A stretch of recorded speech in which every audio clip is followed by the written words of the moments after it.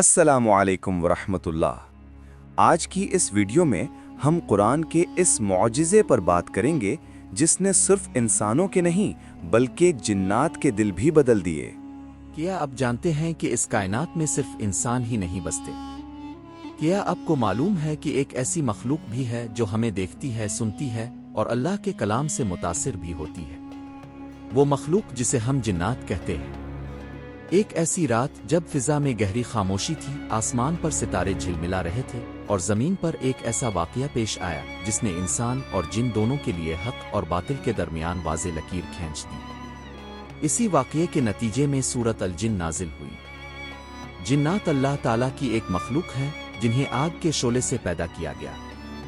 وہ ہمیں نظر نہیں آتے لیکن وہ بھی عقل رکھتے ہیں، سمجھ بوجھ رکھتے ہیں اور اچھے اور برے دونوں قسم کے ہوتے ہیں۔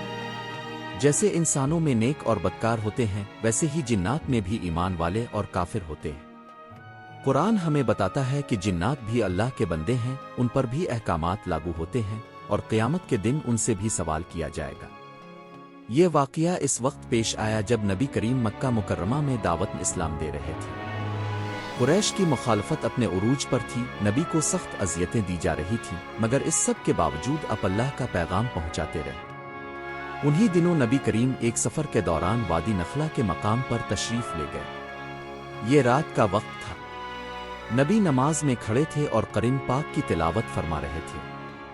اسی دوران جنات کا ایک گروہ آسمان کی طرف جانے کی کوشش کر رہا تھا۔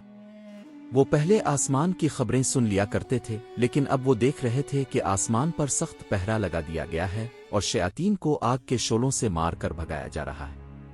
یہ تبدیلی ان کے لیے حیران کن تھی۔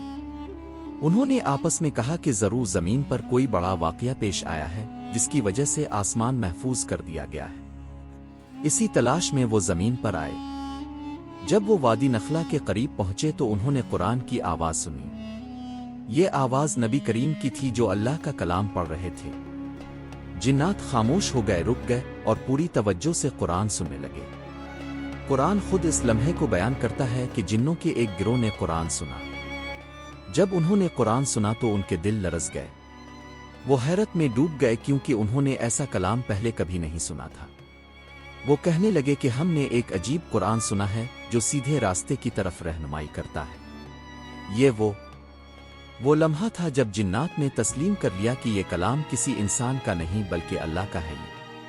قرآن سننے کے بعد وہ جنات خاموشی سے واپس چلے گئے لیکن وہ پہلے جیسے نہیں رہے تھے۔ ان کے دل بدل چکے تھے۔ وہ اپنی قوم کے پاس گئے اور جا کر کہا کہ اے ہماری قوم، ہم نے ایک کتاب سنی ہے جو موسیٰ علیہ السلام کے بعد نازل ہوئی ہے، جو سچائی کی تصدیق کرتی ہے اور سیدھے راستے کی طرف بلاتی ہے۔ اللہ کے داعی کی بات مانو اور اس پر ایمان لے آؤ۔ یہ پہلا موقع تھا کہ جنات نے اجتماعی طور پر اسلام قبول کیا۔ انہوں نے نہ صرف ایمان لایا بلکہ اپنی قوم کو بھی دعوت دی۔ اس طرح سورۃ الجن نازل ہوئی تاکہ انسانوں کو بھی بتایا جائے کہ جنات بھی قرآن سنتے ہیں، سمجھتے ہیں اور اس پر ایمان لاتے ہیں۔ سورۃ الجن میں جنات خود اقرار کرتے ہیں کہ ہم میں نیک بھی ہیں اور اس کے علاوہ بھی۔ اس کا مطلب یہ ہے کہ جنات میں بھی کوئی فرشتہ نہیں بلکہ وہ بھی آزمائش میں ہے۔ وہ یہ بھی مانتے ہیں کہ ہم غیب کا علم نہیں رکھتے۔ اگر ہمیں غیب کا علم ہوتا تو ہم عذاب میں نہ پڑتے۔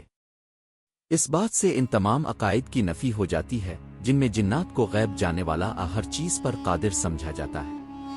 قرآن واضح طور پر بتاتا ہے کہ کچھ انسان جنات کی پناہ لیا کرتے تھے جس سے جنات کا غرور بڑھ جاتا تھا۔ یہ آیت ہمیں خبردار کرتی ہے کہ جنات سے مدد مانگنا، تعویذ، گنڈے، جادو اور ایسے تمام اعمال گمراہی ہے۔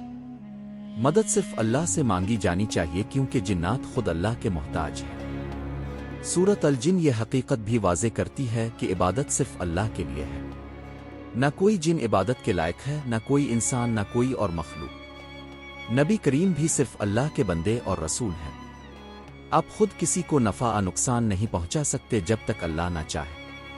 یہ سورت ہمیں یہ بھی سکھاتی ہے کہ قرآن دلوں کو بدل دیتا ہے۔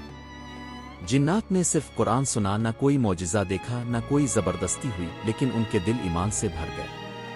اس سے بڑا ثبوت کیا ہو سکتا ہے کہ قرآن ہدایت ہے، روشنی ہے اور دلوں کا علاج ہے۔